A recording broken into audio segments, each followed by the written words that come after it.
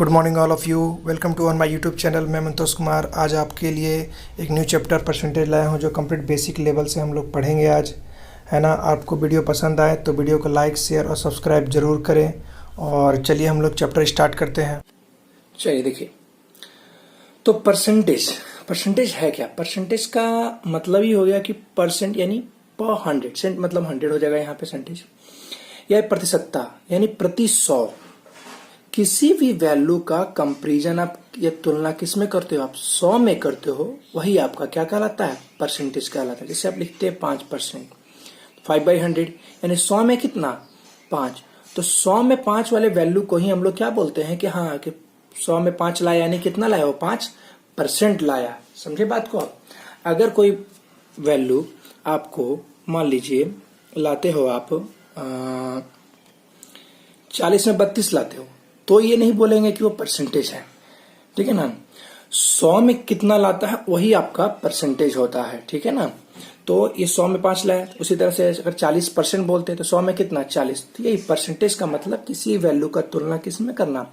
एक तरह से 100 में करना होता है, ठीक है। परसेंटेज भी अपने आप में रेशियो होता है, क्योंकि रेशियो का फॉर्मेट क्या होता है? P/Q के फॉर्म में होता है ना। देखिए यहाँ पे है आपका टोटल का बात करते हैं हम लोग। परसेंटेज का टोटल क्या जानते हैं हम लोग? 100। और वही जब P/Q के टर्म में आएगा तो क्या आएगा? 1। और किसी वैल्यू को परसेंट में चेंज करने के लिए आपको, जैसे P/Q के फॉर्म में अगर है आपको, तो उसको किससे गुना करना पड़ेगा? आपको दिख रहा होगा P/Q इंटू 100, यानी 100 से मल्टीप्लाई करते। जैसे यहीं पे आपको था कि वो 40 में 32 लाया, तो पूछता कि उसका परसेंटेज क्या है, मतलब अगर 100 नंबर का होता तो कितना लाता। तो 40 में 32 लाया तो 100 है के लिए क्या करना पड़ेगा? आपको यहाँ पे 100 से मल्टीप्लाई करना पड़ेगा। इसको सॉल्व करोगे 80% आ जाएगा, ठीक है। तो ये मीनिंग होता है, मतलब किसी वैल्यू को 100 से कंपैरिजन कर दो, वही आपका क्या हो जाएगा? परसेंटेज हो जाएगा। और परसेंट में लाने के लिए क्या करना पड़ेगा? किसी फ्रैक्शन को या भिन्न को P/Q के फॉर्म में है तो इसको इंटू 100 करना पड़ेगा, ठीक है। अब कुछ वैल्यूज होते हैं जो कंपटीशन के पॉइंट ऑफ व्यू से आपको याद करने पड़ते हैं, मेमोराइज करने पड़ते हैं। आपको कुछ याद करोगे, कुछ बनाते बनाते ही आपको जब चैप्टर बनाओगे, प्रैक्टिस करोगे जितना क्वेश्चन, उसके अकॉर्डिंग याद होगा। तो वैल्यू में आपको यहाँ पे लिखा हुआ आपको हम दिखा देते हैं। देखिए सारे वैल्यूज हैं, आप इसको स्क्रीनशॉट ले लीजिएगा, और अभी मैं इसको पिक को बड़ा कर दूंगा समझाने समय। तो ये सारे वैल्यू हैं जिसमें आपको इंपॉर्टेंट वैल्यूज लिखे हैं आपको। इसमें फ्रैक्शन वैल्यू है, जैसे 1/1 मतलब 100%, 1/2 मतलब 50%, है ना। इस तरह से करते हुए आपको 20 तक मेमोराइज करके रखना पड़ेगा, जो काफी इंपॉर्टेंट होते हैं, बार बार यूज आते हैं, ठीक है ना। आपको हम थोड़ा सा बड़ा करके समझाते हैं, ठीक है। देखिए तो जैसे 1/1 मतलब 100% आपको दिख गया कि 1 का ही मतलब 100%, 100% मतलब 1 हो जाएगा। 1/2 यानी 50% हो गया, है ना। 1/3 मतलब होता है कि 33 होल 1/3% और 33.33। तो बेसिकली आपको याद कैसे करना है? इधर से इधर नहीं। प्रॉब्लम तो ये है कि आपको अगर दे देता है 33.33% निकाले और उसका आपको फ्रैक्शन वैल्यू याद नहीं है, तो आपको प्रॉब्लम होगा कैलकुलेशन करने में। कैलकुलेशन में प्रॉब्लम होगा तो सोल्यूशन में टाइम लगेगा। तो आपको क्या करना है? इस साइड से इस साइड याद करना ज्यादा इंपॉर्टेंट रहेगा। इसका मतलब क्या हुआ? जैसे कि 50% मतलब 100 में 50, 100 में 50 का मतलब काटे तो कितना आ गया? वही काटने पर आएगा 1/2। तो 2 में 1 का जो वैल्यू होता है वही 100 में 50 का वैल्यू होता है, एक तरह का रेशियो दे रहा है। ये ध्यान रखना, आगे काम आएगा, है ना। उसी तरह से सम इम्पोर्टेंट वैल्यू यहाँ पे है 1/6, तो ये आपका 16 होल 2/3 ये दिया है। तो आपके लिए आसान है क्योंकि कैलकुलेट कर पाओगे। 16 3 48 और 2 50, अब 50 हो गया यहाँ पे आपको /3। अब परसेंट है तो कितना आएगा? इंटू 100 आएगा। अब यहां से खुद देखो आप कि 50 से कितने बार में कटेगा? 2 बार में, और 6 आ गया ना। तो ये आसान है, लेकिन यहाँ प्रॉब्लम हो जाएगा आपको कि 16.33 जो परसेंट है उसके लिए आप क्या करोगे, ठीक है ना। तो 16.33% के लिए आपको प्रॉब्लम होगा वहां पे। इसीलिए 16.66 का वैल्यू कितना आपको याद रखना है? 1/3। तो आपको अपोजिट याद रखना है तो ज्यादा बेटर आपके लिए रहेगा, ठीक है। चलिए देखिए आप और कुछ वैल्यू है। तो 1/7 है ना, 14.28, 1/8 का 12.5, 1/9 का क्या है? ये वैल्यू आपको दिख रहा है। तो ये सब आपको मेमोराइज करना है। इसमें हमको कुछ खास नहीं है बताना। इसमें बताना यह है कि ये परसेंटेज वैल्यू है जिसको आपको मेमोराइज करना है। तो आप शुरू से ही आप इसको चाहो तो खुद से कैलकुलेटर से भी कैलकुलेट कर पाओगे आप, है ना। यहाँ लिखे हुए हैं, आप देख लो, ये 11 का हो गया, ये 12 का हो गया, है ना। 13 का 7.69 है, 14 का कितना है 7.14, 15 का है 6.66, है ना। 1/16 का वैल्यू कितना है 6.25, तो उल्टा याद करना, याद रखना 6.25 का वैल्यू 1/16, है ना। फिर 1/17 का होता है 5.88, 1/18 का 5.55%, 1/19 का 5.26%। तो इस तरह से कुछ इंपॉर्टेंट वैल्यू हैं जो आपको याद रखना होगा कैलकुलेशन के लिए।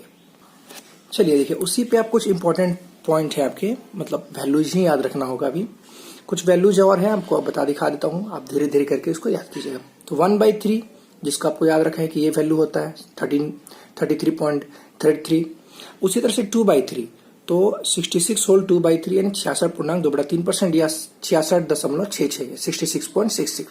तो याद वही उल्टा रखना होगा। 66.66% का मतलब कितना होता है 2/3 होता है। जैसे कोई बोलेगा कि एक पर्सन है, अपने टोटल वैल्यू का 66.66% खर्च कर दिया, तो आप इतना जानते हो कि टोटल हम लोग 100 मानते हैं, तो 100 में 1 खत्म कर दिया तो बचेगा कितना 33.33। तो कैलकुलेट करने में प्रॉब्लम जरूर होगा।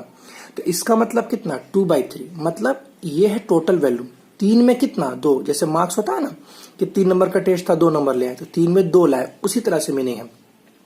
तो 3 में 2 आपका खत्म हो चुका है, तो बचा कितना, 1 ही ना बचा, तो वही इसी के लिए बेनिफिट आपको देगा, इसीलिए याद रखना है कुछ कुछ वैल्यू। उसी तरह से 1/6 का 16.66% होता है। तो अब देखिए हम 2/6 नहीं लिखे हैं, कट जाएगा। 3/, भी नहीं लिखे हैं, 4/, भी नहीं लिखे हैं, क्यों कट रहा है। तो हम एक वेल इंपॉर्टेंट वैल्यू है जो ये पूछा जाता है एग्जाम में। मैंने वैसे ही पॉइंट लिखे हैं जो ज्यादातर रिपीटेड होते हैं, खासकर बैंक के एग्जाम में ज्यादा रिपीट होंगे ये सब क्वेश्चन, है ना। कैलकुलेशन में आपको आएगा काम, डीआई में किस समय आएगा काम आपका, है ना। तो 83.33% का मतलब क्या होता है 5/6, यानी 6 में कितना 5, ठीक है। उसी तरह से 1/7, तो 1/7 का क्या होता है 14.28% होता है, ठीक है। तो 2/7 इसी का डबल होगा, तो इसका डबल कितना हो जाएगा 28, और 28 का डबल कितना 56 हो गया। या फ्रैक्शन में ऐसे लिखा हुआ मिलेगा 28 होल 4/7%। 3/7 तो फिर से 3 गुना कर लेंगे पहले वाले वैल्यू का, तो 42 और 28 दिया 84, या इस तरह से आप लिख सकते हो 4/7। तो ये बहुत ज्यादा डाटा पूछा गया है क्वेश्चन में, बहुत बार देखने को मिला है ना। 4/7 यानी कि 50। देखिए क्या होता है एक्चुअल वैल्यू तो ये आएगा, लेकिन आप कैलकुलेट करो यहाँ से, तो 28 गुना 4 करोगे तो 28 112, तो 12 लिखोगे, एक कैरी हो जाएगा, 14 चौके 56 और 1 57। तो ज्यादातर कभी कभी ये देखने मिल जाए, तो भी इसका मतलब क्या समझना आपको 4/7 ही समझना है। और यहां से लिखोगे तो 57 होल 1/7, ठीक है। तो इसका मीनिंग ये होता है। ये कुछ इंपॉर्टेंट डाटा है। एक और देखिए 1/8 वाला भी, ये भी काफी रिपीट होता है। 1/8 का क्या होता है भाई 12.5% होता है 12.5। उसी तरह 3/8 का क्या होता है 37.5।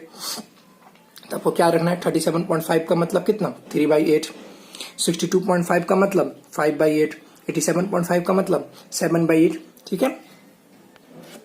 सिमिलरली 1/9 के लिए, ठीक है ना, तो 1/9 का क्या होता है 11.11 या 11 होल 1/9। 2/9 आएगा तो इसका डबल करोगे, तो ये आसान होता है याद करना। देखिए 22.22 या 22 होल 2/9। यहाँ पे एक चीज आप ध्यान दो, 2/9 था यहाँ पे 2/9 रहा ना, बस यहाँ पे क्या होता है, तो देखो क्या होता है, जब यहाँ पे नीचे में डिनोमिनेटर या हर में 9 हो तो 11 का टेबल पढ़ना है, और जब 11 वाला आएगा तो 9 का टेबल पढ़ना है। इस तरह से याद भी रख सकते हो आप आसानी से।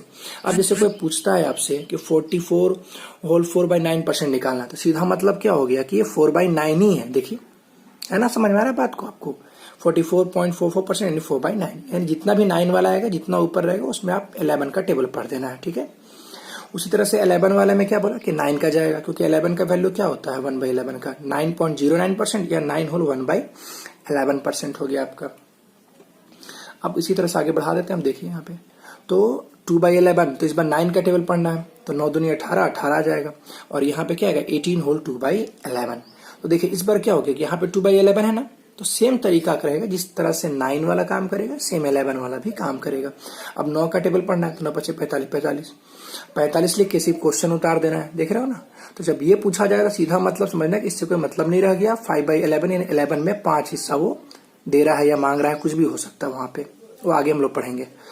अब एक 12 का बच गया बस, तो 1/12 का 8.33, बाकी मैंने नहीं लिखा क्योंकि बाकी सब 12 से कट जाएगा। जैसे 2 लिखते हैं, 3, 4, 5 नहीं कटता। और ये इंपॉर्टेंट डाटा ये पूछता है, ये पूछा जाएगा आपसे, या इसी को आपको ऐसे राउंड अप में लिख सकता है कि 41.67% भी लिखा हुआ मिल जाएगा आपको। तो इसका मतलब क्या होता है 5/12। तो ये कुछ इंपॉर्टेंट पॉइंट हैं जिसको कॉन्सेप्ट से तो कोई खास इफेक्ट नहीं पड़ेगा, क्योंकि किसी वैल्यू का परसेंट निकालना है तो आप P/Q × 100 के फॉर्म में लिख सकते हो।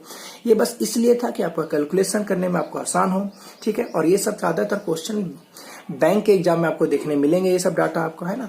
आपको SSC में भी मिलेगा, ऐसा कोई बात नहीं है, लेकिन ज्यादा प्रॉब्लम वहां पे ही होगा आपको कैलकुलेशन को लेके, DI के क्वेश्चन को सॉल्व करने में, है ना। तो इसको आप धीरे धीरे प्रैक्टिस करके याद कर सकते हो। देखिए अब नेक्स्ट पॉइंट आपके लिए समझने के लिए क्या है इसमें, कि कोई भी वैल्यू अपने आप का 100% होता है, स्वयं का या इटसेल्फ कितना होगा 100% होगा। जैसे मान लीजिए 5000 कोई वैल्यू है, बोलेंगे 5000 में 5000 आपका पैसा था और सबका सब आप उड़ा दिए, मतलब खर्च कर दिए फुटानी में तो वहां पे आपको क्या दिखता है कि 100% आपने खर्चा कर दिया, नहीं बोलेंगे। तो अब किसी वैल्यू का हमको 10% चाहिए, तो किसी वैल्यू का 10% निकालना है तो उस वैल्यू में राइट साइड से दाहिने तरफ से एक अंक के बाद एक पॉइंट छोड़ दीजिए आप। तो ये हो गया 500, इसका 10%, 1% निकालना है तो 2 जीरो कम, तो 2 अंक के बाद पॉइंट निकाल लेंगे। 0.1% निकालना है तो 3 अंक के बाद। इससे आपको कैलकुलेशन में काफी आसानी मिलेगा और आगे के काम में सुविधा होगी। चलिए देखिए, परसेंटेज से फ्रैक्शन में चेंज करना, जैसे 166.66%। तो इस वैल्यू को चेंज करने के लिए क्या करेंगे, 166.66 के लिए इसको लिख सकते हो कि आप 100% प्लस 66.66%। अब 100% का मतलब क्या होगा, 1 होगा, ये चीज दिमाग में रखना। 100% का मतलब क्या था 1, 200% का मतलब क्या हो जाएगा 2, होता है 2 गुना, 3 गुना, 3 गुना मतलब 300%। कोई बोलेगा 1.5 गुना यानी 1.5 टाइम्स, मतलब 150% हो जाएगा। जितना गुना बोलेगा उसमें 100 से गुना कर लेना है। 2.5 गुना यानी 2.5 टाइम्स बोलता है जब आदमी, तो 2.5 में 100 से गुना तो करने पे क्या मिलेगा आपको, 250% मिलेगा। ये चीज दिमाग में होना चाहिए, ठीक है। और 66 पॉइंट ये कब आपका सॉल्व होगा, जब पीछे के कुछ वैल्यू जो मैंने भी बताए हैं वो याद होने चाहिए आपको। तो देखिए यहाँ पे क्या है, 2/3 होता है इसका मीनिंग। सॉल्व करने पे क्या आएगा, 3 और 2 5, तो 5/3। जब ये याद रहेगा आपको कि 66.66 का मतलब 2/3 होता है, तो 100% तो मतलब 1 हो गया। तो एक और जोड़ देंगे, 3 और 2 5, तो 5/3 हो जाता है आपका। उसी तरह यहाँ पे कि 214.28 है, अगर 14.28 का वैल्यू कितना होता है 1/7, और ये कितना है 200% मतलब 2 गुना, तो 7 का 2 गुना कितना होता है 14, और 1/7 था तो 14 और 1 15। इसी को आप डिटेल में देखो, यहाँ पे 2 लिखा गया है और इसका वैल्यू 1/7 है, 7 दूनी 14 और 1 15/7% आ जाएगा, ठीक है। तो ये चेंज करना होगा, फ्रैक्शन से परसेंट में चेंज कर लिए हम लोग। यहाँ पे अब देखिए कैसे कैसे, मान लीजिए आप वैल्यू आंसर लाते हो कितने P/Q के फॉर्म में, लेकिन आंसर जो ऑप्शन है वो परसेंटेज में दिया हुआ है, तो भी दिक्कत होता है। अब इसको लगते हैं पूरा गुना 100 करके इंटू 100 करके डिवाइड देने, टाइम लगेगा। इसको देखिए 6 वाला वैल्यू है, तो इसको सॉल्व करने क्या आएगा 2 होल 1/6। आप चाहो तो यहीं से कर सकते हो कि इसका मतलब 200%, इसका मतलब 16.66, तो 216.66 मैंने अलग कर दिया है। तो 200% 1/6 मतलब 16.66% होता है, ठीक है। तो ये वैल्यू जो आपको है ये कब कर पाएंगे, जब आपको वो सब वैल्यू याद होंगे, जैसे 1/3, 1/7, 1/6, 1/4। तो इन सब के वैल्यू आपको मेमोराइज करने हैं। आपको क्वेश्चन को फास्ट में खत्म करने के लिए, जल्दी जल्दी खत्म हो जाए इसके लिए करना होगा, ठीक है। अब जैसे ये क्वेश्चन देखिए, क्या निकालना है 233.33% ऑफ 960 निकालना है। तो अब इसका आपको निकालने में प्रॉब्लम होगा ना, डायरेक्ट इस पे कैलकुलेट करना है कि पॉइंट हटा दिए तो नीचे 0 लाए, फिर ये परसेंट के लिए 0 लाए, तो गुना ही करते रह जाएंगे हम लोग। तो इसका मतलब 200% और इसका मतलब 33.33%। तो 200 का मतलब 2 हो गया और 33.33 का मतलब 1/3 हो गया। 3 दूनी 6, देखिए थोड़ा सा तो गलत लिखा गया, 3 दूनी 6 और 1 7, तो 7/3 हो जाएगा। अगर आप इसको 3 से काटोगे तो कितने बार में कटेगा, 32 32 या 96 होता है। और इसको जब आप फिर आप काटोगे तो 0 7 दूनी 14 और 21 और 1 22 आ जाएगा। क्लियर हो बात यहाँ पे आपका। तो इस तरह से इसको आपको सॉल्व करना रहेगा। तो मेनली क्या है, ये सब याद रहेगा तो आप आराम से कम कर पाओगे, है ना। देखिए अभी हम लोग बहुत बेसिक पार्ट पढ़ रहे हैं, समझे ना। और मान लीजिए जिनको ये सब आता है, बहुत टैलेंटेड हो, तो वेट करेंगे, अगले वीडियो में लेवल अपने आप बढ़ते जाएगा, बेसिक से हाई हम लोग जाएंगे धीरे धीरे, है ना। तो अभी जिनको कुछ नहीं आता है वो काफी अच्छे समझ जाएंगे, ध्यान देंगे। अभी बेसिक पार्ट था, अभी भी जो हम लोग किए इसमें सिर्फ आपको मेमोराइज करने वाला बात है कि धीरे धीरे प्रैक्टिस करके करने वाला बात है ना। कॉन्सेप्ट धीरे धीरे आ रहा है जिससे आपको कैलकुलेशन फास्ट होगा। हम वो काम करवा रहे थे अभी तक। अभी भी देखिए कैलकुलेशन के लिए पॉइंट ऑफ व्यू से काफी अच्छा चीज आपके सामने दिख रहा है। क्या लिखे हैं कि x% ऑफ y, तो ये किसके बराबर हो जाएगा, y% ऑफ z। यानी ये परसेंट इधर शिफ्ट हो जाए तो कोई प्रॉब्लम नहीं होता है। देखिए जैसे कि 25 का कितना निकालना है, 320% निकालना है। 25 का 320% निकालना है। अब यहाँ पे टाइम लग सकता है, आपको लिखना पड़ जाएगा जरूर, लेकिन इसी को हम बोल सकते हैं कि परसेंट को इधर शिफ्ट कर देंगे। तो 25% कितने का, 320 का। और 25% का मतलब क्या होता है, जैसे 100%, 25% का मतलब 1/4। अब 1/4 निकालना इसका काफी आसान है। 1/4 कितना होगा 320 का, तो 80 हो जाएगा ना। तो यही चीज आपको समझना है यहाँ पे, क्योंकि देखिए वैल्यू वही आता। 25 गुने 320/100 तो नीचे में 2 जीरो आता। 25 गुने 320/100 तो फिर नीचे में 2 जीरो। तो वैल्यू क्या मिलेगा आपको, सेम मिलेगा। तो ये चीज आपको दिमाग में रखना है कि आप परसेंट को इधर से इधर शिफ्ट कर दो, कोई दिक्कत नहीं। परसेंट ही नहीं, आप डेसिमल भी शिफ्ट कर सकते हो। जैसे यहाँ देखिए 3.2% ऑफ 250 लिखे हैं ना, हम इसको बारी बारी समझाए हैं। देखिए यहाँ पे पहले तो मैंने परसेंट को शिफ्ट कर दिया, ये जो अपने पॉइंट को शिफ्ट किया था। यहाँ पे 1 अंक के बाद पॉइंट है, तो इधर में भी 1 अंक के बाद आप पॉइंट लगा दो। तो 32% कितने का हो गया, 25 का हो गया। अभी भी आपको लिखना पड़ सकता था, तो मैंने क्या किया, परसेंट को इधर शिफ्ट कर दिया। तो 32 का 25%, यानी पूरा का पूरा डाटा शिफ्ट कर सकते थे यहाँ से यहाँ पे। आप देखिए परसेंट भी शिफ्ट कर दिए और पॉइंट भी शिफ्ट कर दिए। आंसर वैल्यू एकदम सेम आएगा। तो 32 का 25% कितना आएगा, 8 आएगा। और यहाँ भी सॉल्व करोगे तो आपको क्या मिलेगा, 8 ही मिलेगा आपको, ठीक है ना। तो ये सब याद रखना है, कैलकुलेशन को प्रैक्टिस करना होगा, ठीक है ना। अब आते हैं कुछ बेसिक कॉन्सेप्ट पे। और देखिए अब क्या है, जैसे हम लोग परसेंटेज में इंक्रीज और डिक्रीज के बारे में समझते हैं। परसेंटेज का टोटल 100 होता है, ये बात तो हम लोग जानते हैं। तो अगर कोई वैल्यू बोलते हैं कि 20% से, देखिए ऊपर एरो जा रहा है मतलब वो इंक्रीज यानी वृद्धि का वो साइन है। नीचे एरो ला रहे हैं मतलब कि वो डिक्रीज यानी कमी का साइन है वो, ठीक है। अब जैसे हम यहाँ पे क्वेश्चन ये डाटा दे दिए, रेट है ये एक्चुअली क्या है, हमारा रेट है। रेट है वो। अगर कोई वैल्यू 20% से हम बोलते हैं कि यहाँ पर मतलब वृद्धि हो रहा है, किसी वैल्यू में 20% की वृद्धि हो रही है, तो था वो कितना 100%, और 100 में 20% बढ़ा यानी कि 100 का 20% बढ़ेगा तो क्या बढ़ेगा, 20 ही ना बढ़ेगा। तो कितना हो जाएगा, तो 120। ये जो वैल्यू लिख रहे हैं हम, ये बिकम टू है, मतलब हो जाता है, वृद्धि या कमी होने के बाद कितना होगा वो है। तो 120% हो गया, ठीक है ना। अगर 20% में कमी होता तो 80% होता। उसी तरह से बोलते हैं कि अगर 15% से बढ़ रहा है तो 115, अगर घटता तो 85% होता। 5% से बढ़ेगा तो 105, और घटेगा तो कितना हो जाएगा आपको, तो 95 हो जाएगा। ये मीनिंग होता है। इसी को हम लोग फ्रैक्शन में समझते हैं। अगर कोई बोलता है वैल्यू कि 7/11 से बढ़ गया, 7/11 पार्ट से कोई वैल्यू इंक्रीज या डिक्रीज करता है, तो थोड़ा हमें दिक्कत होता है समझने में कि इतना फास्ट कैसे करना है उसको, है ना। तो अब देखिए यहाँ पे क्या है, 20% का मतलब ही क्या होता है कि 20/100। 20% का मतलब 20/100। तो 20/100 का मतलब 100 में कितना, 20। 100 में 20 ही ना बढ़ रहा है। अब इसको काटेंगे आप तो क्या मिलेगा, 1/5 मिलेगा। यानी अब यही बात समझना था कि ये 5 जो है आपका क्या है, वो इनिशियल वैल्यू है, आरंभिक मूल्य। ये रेशियो एक तरह से कि 5 यूनिट था वो, 5 में कितना, 1, यही रेट हो गया, रेशियो के फॉर्म में आ गया ये। तो 5 में 1 वो क्या हो रहा है, ऊपर में बढ़ा रहा है। तो 5 में 1 बढ़ाएगा तो कितना हो जाएगा, 6/5। तो 6 कब का वैल्यू है, तो अभी का, बढ़ने के बाद का, इसीलिए इसका नाम दिया करंट वैल्यू या वर्तमान मूल्य। और 5 तो आपका इनिशियल मूल्य था, है ना। और जब आप घटाओगे यानी 5 में 1 कम करोगे तो क्या मिलेगा, 4/5। इसको करते तो वही आता है 120/100, मतलब काटेंगे तो क्या आएगा, 6/5, 4/5। तो इस तरह से ये समझना है आपको कि ये एक तरह का रेशियो का फॉर्म आ गया। इस पे कुछ क्वेश्चन करेंगे, समझ में आएगा। एक और डाटा देखिए आप, जैसे कि कोई वैल्यू 3/8 से इंक्रीज करे, यानी 8 में कितना बढ़ रहा है, 3 बढ़ रहा है। 8 में 3 बढ़ने का मतलब वो कितना हो जाएगा, 11/8। अगर घटेगा तो 8 में 3 घटाओगे तो 5/8। इसी को कहो बोले कि डायरेक्टली हो गया 11/8। तो 11/8 होने का मतलब कि पहले 8 था और अभी कितना हो गया है, 11। तो ये हो गया आपका करंट वैल्यू, सी से डिनोट कर रहे हैं, और ये हो गया आपका इनिशियल यानी आरंभिक मूल्य, मतलब 8 हो गया। तो 8 से 11 यानी बढ़ा कितना, 3। तो 3/8। तो आप वापस भी आपको आना चाहिए।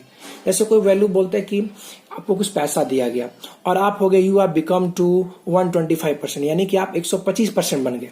तो थे तो 100, 125 यानी बढ़े कितना से, 25% से। बोलते हैं कि आप हो गए 80%, मतलब आप 20% से घट रहे हो।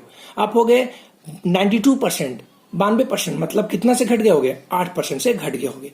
तो ये चीज आपको दिमाग में काम करना चाहिए, ठीक है। देखिए, बहुत बेसिक सा सिंपल सा क्वेश्चन आपके सामने रखे हैं। If 45 is added to any number then the number become to 7/4 times of itself, find the initial number. मतलब ये है कि एक संख्या है जिसमें हम क्या करते हैं, 45 जोड़ते हैं तो संख्या खुद का 7/4 गुनी हो जाती है। टाइम्स मतलब गुनी हो जाती है। तो वो संख्या क्या है, मतलब वास्तविक संख्या क्या थी, ये क्वेश्चन में पूछा गया है, ठीक है। तो इसका बेसिक में आप क्या जानते हैं, जब कुछ नहीं मालूम होता, बोला एनी नंबर कोई संख्या, तो आप क्या मान लेते हो? एक्स आदत है। तो एक्स में ही क्या जोड़ना है? 45 जोड़ना है। तो एक्स में 45 जोड़ दिए तो इसका रिजल्ट किसके बराबर आ गया? एक्स में 45 जोड़े तो रिजल्ट आ गया 7/4 आ गया आपका, है ना। और किसका? इटसेल्फ, मतलब खुद का। तो इटसेल्फ अगर बोल रहा है खुद का बोल रहा है, यानी खुद वो संख्या क्या थी? एक्स थी। अब इसको सॉल्व करना जरूर आता होगा, इसको इस साइड ले जाएंगे आप, है ना, फिर इसको इक्वेट करके आप सॉल्व कर सकते हैं। इसी को आप अगर रेशियो पे समझते हो, ये जो 7/4 लिखा था, ये जो ऊपर वही मैंने समझाया, उसको अगर समझ लिया तो यहीं पे खत्म हो गया था। वो कैसे कि 7/4 टाइम्स होने का मतलब कि पहले वो ये हो गया करंट वैल्यू, ये हो गया इनिशियल, यानी पहले वो 4 यूनिट था। आपको यूनिट बोलने में दिक्कत होगा तो एक्स या के लगा सकते हो कि पहले वो 4K था तो अभी कितना हो गया? 7K हो गया। ऐसे करके समझना, ठीक है। तो वो 4 से 7 हुआ, यानी बढ़ा कितना? 3। तो रेशियो में 3 यूनिट बढ़ रहा है और 3 यूनिट का वैल्यू कितना है? 45 है। तो 1 यूनिट का वैल्यू कितना होगा? 15। और स्टार्टिंग में कितना था? 4। तो 15 चौके 60। देखो इस तरह से आप लिखना उसका, ठीक है ना, कि 7/4 था तो ये मैंने बढ़ाया, तो ये बढ़ा कितना से? 3 से। और 3 यूनिट का वैल्यू कितना है? 45। तो 1 यूनिट का 15। इनिशियल कितना था आपका? 4। तो 4 का वैल्यू 60। तो डायरेक्टली पुट कर देना है कि 3 का मान 45, तो 1 का 15, तो 15 चौके 60, 15 से तो 105। तो ये डायरेक्ट आपका होना चाहिए। अब ये इतना लंबा ऊपर जो लैंग्वेज लिखे थे वो लैंग्वेज हटा के छोटा छोटा क्वेश्चन देखिए क्या है कि अब क्या क्वेश्चन उस तरह से दिया है, मैं लैंग्वेज नहीं लिखा हूं मैं, कि अगर किसी संख्या में 36 जोड़ा जाए, 36 जोड़ा जाए तो नंबर कितना बन जाता है? 13/9 गुनी हो जाती है। तो यहाँ क्वेश्चन हो सकता है कि पहले की संख्या क्या थी या अभी कितनी है ना। तो अब यहाँ देखिए क्या है, 13/9 होने का मतलब है क्या कि पहले वो 9 था और अभी वो 13 है। तो बढ़ा कितना से? 4 यूनिट। और 4 यूनिट की वैल्यू कितनी है? 36 है। तो 1 यूनिट की वैल्यू कितना हो गई? 9 हो गई। पहले का पूछा होता है यानी कि वास्तविक संख्या तो 9 है, तो 9 81। और अभी का पूछा होता 13, तो 13 कितना होता है? 117 हो जाता है वैल्यू। तो इसी तरह से आपको दिमाग में रखना है बात। ये जोड़ने के लिए हो गया, अगर घटा के भी दिया होता तो भी आप समझ सकते हो। जैसे बोलता है किसी संख्या से अगर 45 कम हो गया तो संख्या क्या होगा? घटेगा ही ना। देखिए अगर न्यूमरेटर बड़ा है तो नंबर इंक्रीज हो रहा है, बढ़ रहा है। अगर न्यूमरेटर छोटा है मतलब नंबर घट रहा है। ये बढ़ाने घटाने में ये भी समझ सकते हो आप। तो 4/9 हो गया। जैसे मान लो आपके पास कुछ पैसा था, है ना, और आप कुछ खा रहे हो, ठीक है, क्या खाओगे? चल रसगुल्ला खा ले, मेरा फेवरेट है। तो 45 आप मतलब कुछ खा रहे थे। अब क्या हो गया कि उसमें कि अब हमको 45 रुपया आप हमको दे दिए उसमें से। पहले 9 खा रहे थे, अब आपको 4 ही मिल रहा है क्योंकि हमने आपसे आके 45 रुपया ले लिया। तो आपको 45 देने के कारण क्या हो गया कि 9 में आप कितना खरीद पा रहे हो? आप 4 ही खरीद पा रहे हो ना। कितने रसगुल्ले का बलिदान दिया भाई? 5 रसगुल्ले का बलिदान दिया। अरे 5 रसगुल्ले के लिए कितना पैसा था? 45। तो 1 रसगुल्ले का दाम 9। पूछेंगे कि शुरुआत में कितना डिसाइड किए थे? तो 9 रसगुल्ला। तो 9 रसगुल्ले का दाम 9 81, है ना। और अभी कितना आप खरीद रहे हो? तो 4 ही खरीदे थे ना। तो 9 चौके 36। तो इस ढंग से आप इसको सॉल्व कर सकते हो, ठीक है। तो ये चीज आपको ध्यान रखना, ये बहुत बेसिक पार्ट है जिसका ऐसा नहीं कि क्वेश्चन इतना ही पूछेगा। ये सिर्फ बेसिक पार्ट है जिसको आपको यूज आपको मिलेगा आगे, है ना। क्वेश्चन बनाने में बहुत सुविधा होगी आपको।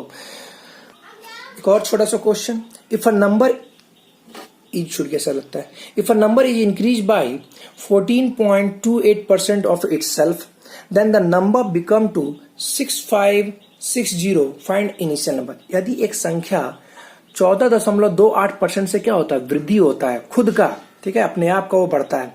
तो संख्या कितना हो जाता है? तो 6560। तो वास्तविक संख्या क्या है? अगर आप परसेंट बनाएंगे, जैसे होता है 10% से बढ़ गया तो 110%, 20 से बढ़ता तो 120। तो अब अगर आप इसको लिखते हैं कि 114.28% इक्वल टू इतना, तब तो सॉल्व करने में बहुत समय लगेगा ना। तो ये क्या है? ये हम आपको बता रहे हैं कि याद क्यों करना है, मेमोराइज क्यों करना है। अगर आप मेमोराइज नहीं करते उन सब वैल्यू को है ना, तो आपको कैलकुलेशन में प्रॉब्लम होगा, या हो सके क्वेश्चन भी आप छोड़ दो। तो 14.28 का मतलब क्या होता है 1/7, यानी कि 7 में 1, और ये भी रेट है, ये बिकम टू नहीं है, ये सिर्फ रेट है कि 7 में 1 बढ़ रहा है, और बढ़ने का मतलब कितना हो जाएगा वो 8/7, और इसी 8 यूनिट का वैल्यू दिया हुआ है कितना 6560। तो यहां से आप 1 यूनिट का वैल्यू निकाल सकते हो, काट सकते हो इसको आराम से, 820। पूछा था कि इनिशियल नंबर क्या है, तो इनिशियल वो कितना था 7 यूनिट था, तो आप क्या करोगे 7 से इसमें आप गुना कर लोगे आप, 0, 14, 56 और 1, 57। तो ये वैल्यू आपको मिल जाएगा आपका, है ना। तो यही चीज आपको दिमाग में रखना है कि याद भी करना बहुत इंपॉर्टेंट रहेगा आपके लिए, है ना। इसी तरह से एक छोटा सा क्वेश्चन, लैंग्वेज नहीं दे रहे हैं, विदाउट लैंग्वेज है। जैसे एक संख्या में कितना से कमी हो जा रहा है या घट रहा है, तो 16.66 से कमी हो जाती है, तो क्या बन जाता है 850। तो वास्तविक संख्या क्या होगी, तो ये सब डायरेक्ट आना चाहिए। तो 16.66 का मतलब क्या याद किया आप लोग 1/6। तो ये रेट है, याद रखना है कि 6 में 1 क्या आपका रेट है यहाँ पे, कि 6 में 1 की कमी, स्टार्टिंग में 6 थे, 1 घट रहा है, तो कितना बन जाओगे 5/6। और ये अभी का मान दिया हुआ है, तो 5 का मान कितना है 850 है, तो 1 का वैल्यू कितना हो जाएगा 17/85 होता है ना, और 17 102, तो 1 0 आपको लग जाएगा। यानी वो पहले था कितना 1020, 1020, और उसके बाद कम हो गया कितना आपका 170, तो ये वैल्यू आपको मिल रहा है, ठीक है। चलिए बेसिक कॉन्सेप्ट का कुछ और अगला पार्ट देखते हैं हम लोग। जैसे हम 2 वैल्यू यहाँ पे लिए हैं, ठीक है ना, ए का वैल्यू लिए 4000, बी का लिए 5000। इस पे कुछ क्वेश्चन करेंगे जिससे आपका बेसिक पार्ट क्लियर हो। पहला क्वेश्चन है A is what percent of B, यानी ए बी का कितना परसेंट है, वाट का मतलब यहाँ पे कितना है। तो अब देखिए जब भी क्वेश्चन में परसेंट पूछेगा आपको, है ना, जब भी पूछेगा, चाहे आप परसेंटेज चैप्टर में हो, प्रॉफिट लॉस में हो, कहीं भी आप हो, परसेंटेज पूछेगा, उसका मतलब होता है किसी भी वैल्यू का P/Q के फॉर्म में लाना और इंटू 100 करना। भी देख रहे हो, तो 100 तो फिक्स है क्योंकि परसेंट में कन्वर्ट करना है। तो मेन प्रॉब्लम कौन है, P/Q प्रॉब्लम है। तो P के पोजीशन पे कौन होगा और Q के पोजीशन पे कौन होगा, अगर यही समझ लेते हैं आप, तो बस समझ लीजिए कि इस तरह के क्वेश्चन को आपको कोई दिक्कत नहीं होगा। ये बहुत जरूरी है आपके लिए। तो A is what percent of B, तो P/Q में होता कौन है, तो Q पे यानी डिनोमिनेटर या हर में वही होगा जिससे आप तुलना कर रहे हो, जिस वैल्यू से आप कंपैरिजन कर रहे हो। और न्यूमरेटर या अंश में कौन होगा, तो जिसका तुलना कर रहे हो या जिसके बारे में बताया जा रहा हो, जिसके बारे में पूछा जा रहा हो, वो ऊपर होगा। ये धीरे धीरे, जैसे कि आप परसेंटेज प्रॉफिट निकालते हो, तो क्या होता है प्रॉफिट बाई सीपी इंटू 100, या आप ऐसे बोलते हो कि प्रॉफिट इंटू 100 बाई सीपी। तो 100 तो फिक्स है क्योंकि परसेंट निकाल रहे हो। तो यहां पे क्या होता है प्रॉफिट बाई सीपी। सीपी ही नीचे क्यों होता है, क्योंकि आप लाभ या हानि का जो तुलना करते हो वो किससे करते हो, सीपी से करते हो ना, इसीलिए। तो इस बात को याद रखना है कि जिससे भी तुलना करोगे वही पार्ट आपका नीचे जाएगा, डिनोमिनेटर में जाएगा। ये बस आपके लिए इंपॉर्टेंट है, और जिसका ये नोट कर लेना, मैं लिख नहीं रहा हूं उसको, है ना।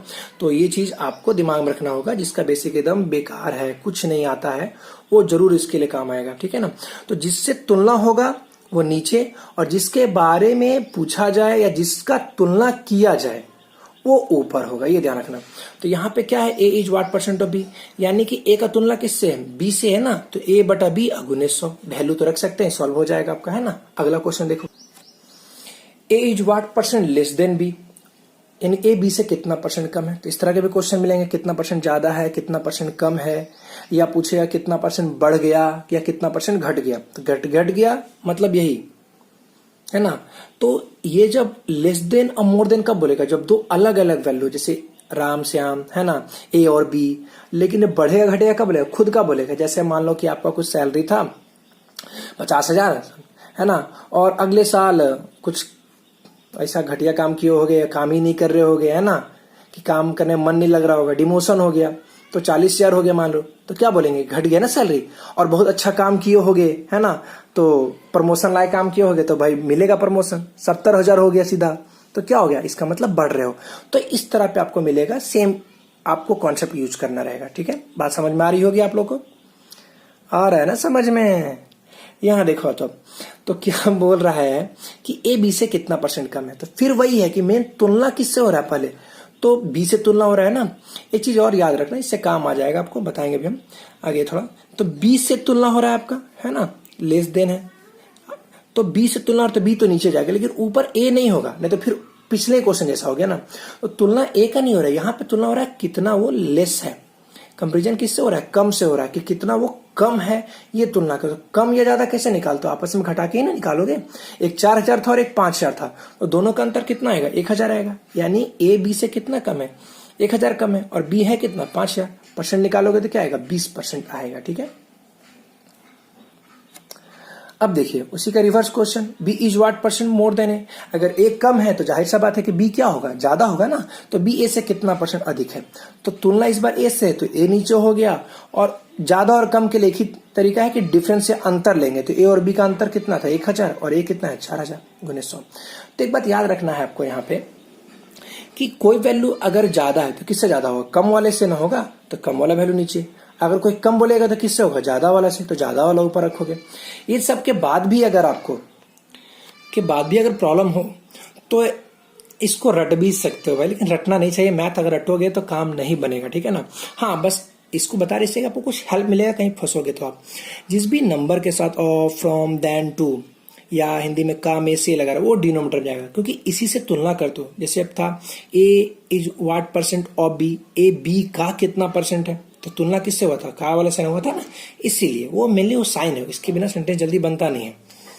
फ्रॉम है ना, या देन वाला भी देखे थे कि A is what percent less than B, तो देन आया था ना, या ए बी से कितना परसेंट कम है। तो ये सब चीजें आपको काम देंगी। तो ये जिसके साथ रहेगा वो डिनोमिनेटर में, जो बच जाएगा वो न्यूमरेटर में। लेकिन मेन कॉन्सेप्ट वही है कि पी बाई क्यू के फॉर्म में आपको याद रखना है क्या, कि जो जिससे कंपेरिजन कर रहे हो वो नीचे, और जिसका कंपेरिजन हो रहा है वो ऊपर, यानी कि न्यूमरेटर में आपका हो जाएगा। ठीक है, चलिए देखिए यहाँ तक तो आपका बेसिक पार्ट था, है ना। उससे तो खत्म नहीं होता ये सब चीजें, लेकिन यहाँ तक आपको मैंने बताया। इसके बाद हम लोग क्वेश्चन स्टार्ट करेंगे, जो हम लोग अगले वीडियो में करेंगे। ठीक है, तो ये वीडियो आप देख लीजिए, जिनका बेसिक कुछ नहीं है उनके लिए काफी ये काम का है। ठीक है, और अगले वीडियो से क्वेश्चन स्टार्ट होगा आपका, जिसमें आप देखेंगे अलग अलग टाइप के क्वेश्चन, कितने आसानी से उसको सॉल्व किया जाएगा, मेथड आप सीखोगे, है ना। तब तक के लिए बाय बाय, टेक केयर।